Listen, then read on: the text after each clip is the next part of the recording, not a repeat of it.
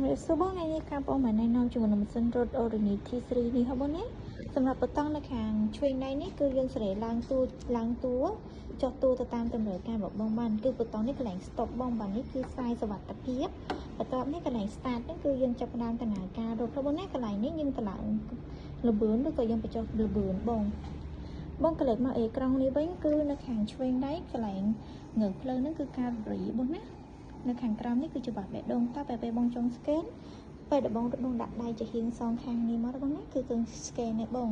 បន្ទាប់មកនេះគឺលបឿនការរត់របស់យើងវងសេរីបាន3គីឡូ6ឬក៏9គីឡូទៅតាមតម្រូវការរបស់បងបាន